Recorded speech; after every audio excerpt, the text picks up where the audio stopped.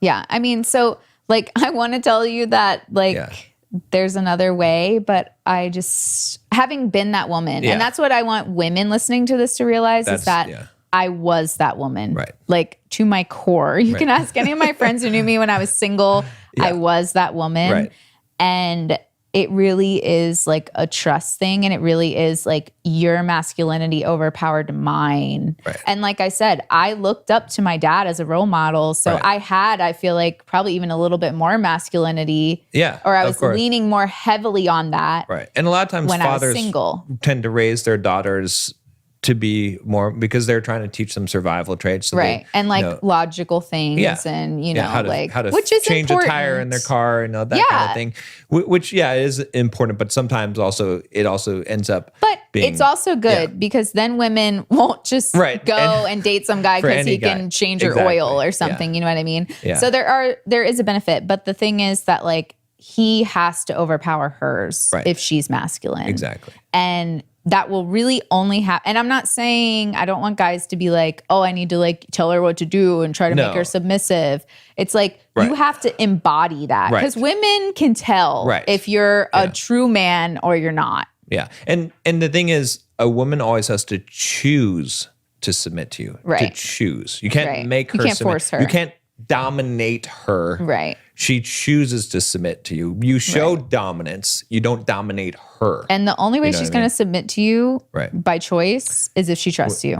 And just to speak to like our situation and how did I act with you when we first met, I treated you in the exact same way that I treat you now. That even when I just barely knew you, because I would do this just for any woman, is I would want to protect, want to take care of, pick up the bill, do the thing, you know what I mean?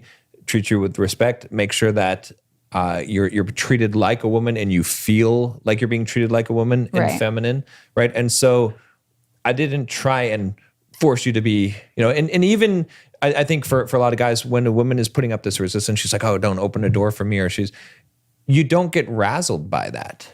You just still do what you're going to do as a man. And if she wants to walk off on the date because you opened the car door for her, then hey, that's fine. Don't get upset about it. Let her still be a gentleman, you know, whatever. Wish her a good night and say that's okay, you know. And that is really being masculine, right? Because you're not being affected by these things. Again, that's where it has to be genuine, which I think is important because like, you can't just go around opening the doors and then come back and go on the internet and be like, I opened her door and she hates me. It's like, okay, you open the door for the wrong, like you're not truly embodying being a gentleman, being a man.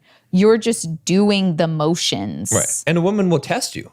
A woman needs to test a man to push back and see. So if you open the door for her and she says, oh, I don't need a man to open the door. Are you now going to be like, oh, I'm sorry, I won't do it again? Or are you going to say, well, you know, I open doors for women. That's what I do. And that, again, that's not a mean thing. It's not being an asshole to say that. It's just being yourself and saying, I'm not going to compromise who I am, but doing it in a respectful way.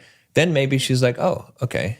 Well, maybe I'll let you open the door for me. But she should warm up if you're doing it for the right But she's going to test you in some way. Because the feminine is always testing the masculine, by the way. Well, right? It goes back. Is he still strong? Is he still hard? Is he going to It goes back to the tribe days. It's like, are you going to actually kill this deer when you see it out? Like, are you going to bring food home? Like, it's the same thing. Like, you have to kind of do a little testing to be like, is he just going to like let me be the masculine one? Is he going to do whatever I say? Is he ever going to say no? Is he ever going to, you know, disagree with me? Or is he just going to people pleasing? Yeah, exactly. So you know, because guys can be chameleons in the sense that they just want one thing and they'll whatever they can do to get that thing. Well, women know that, and unfortunately, those behaviors actually for men actually make sure that they're not going to get that thing because women are a little bit smarter than that. Well, so we've learned. They see when you're trying to do that thing. But the masculine, you know, the feminine is going to test the masculine. So yeah.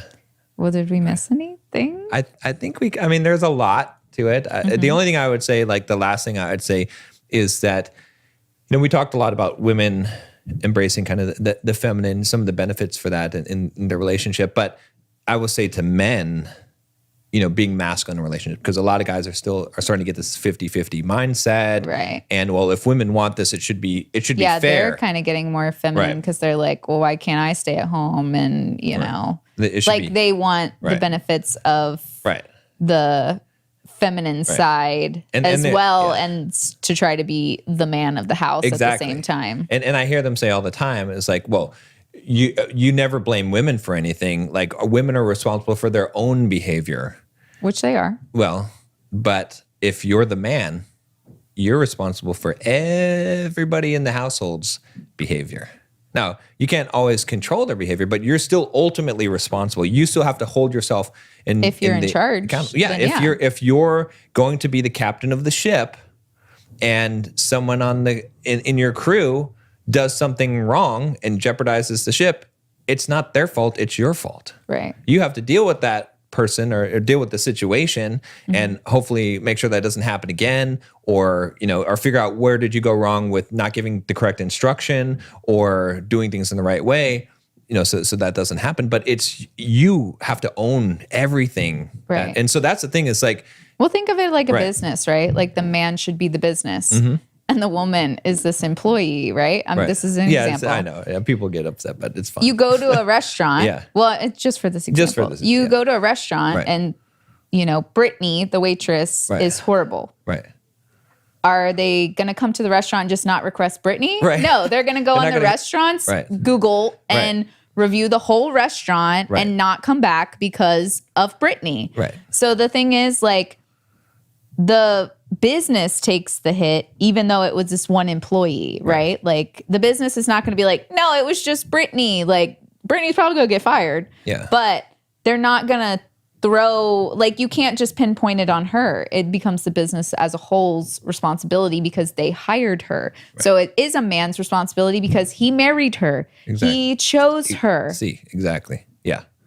Exactly. That's it. That's what it comes down to. Because that's what I tell guys all the time. They're like, oh, well, this, my girlfriend, my wife, she did this to me, this, that. I'm like, well, I mean, one of two things. You either chose wrong, which is still your fault, or you didn't give her the right instruction or encouragement or treat her in the right way or training to, how someone should treat you. And that's what happened, right? You know what I mean? Like, you did something wrong. Or when she first exhibited some of this behavior, you didn't end the relationship. So somehow you still have to take responsibility as a man and realize that. And again, if you're the leader and she's following your lead, if she's following your emotional lead, she's following the things that you do, then you got to take responsibility. And that's the thing, is that and it is hard. I think the last thing about it is, like, because I think if a lot of women are like, oh yeah, I do believe in traditional relationship. The new traditional. Yeah, the new traditional. It is hard to find men that are it really strong is. men. I'm not trying to shit on men. Right. It is hard. Right. And like today. I said, it's hard to find men more masculine than women are these days because they've been taking care of themselves on their own for a long time. So like I said, you have to bring something to the table. Right. And it isn't money. Right. Like, that should be something that you do bring in one way or another, but it's security in other ways. Right. It's your masculine presence. It is being allowing her, what's more beneficial is allowing her to give you her masculine responsibilities and you lean on her to take care of things that she can provide better than you could on your own. Yeah. Yeah. And we need more strong men. It's that whole, what's the saying is, weak men create hard times create strong men create weak times. Like it's women because it is a cycle. Is because not fight it as hard as they do. Like, if you found one that you trust, obviously if you don't trust him, if you don't, if you're not willing to put your masculine responsibilities in his hands, he's not the one for you. Right. But if you find a good guy, he treats you well, you respect his masculine authority, and you can give him those responsibilities so that you could be more feminine. Don't try to resist it. And if anything, you should feel somewhat, I'm not saying an instant relief and relax into your femininity. I felt that, but you should feel some sort of shift. Like you should feel more soft and more vulnerable in some way when you found a guy that you're like, okay, he can handle this. He's masculine enough that I can be softer and more vulnerable. Better than perfect, we stand.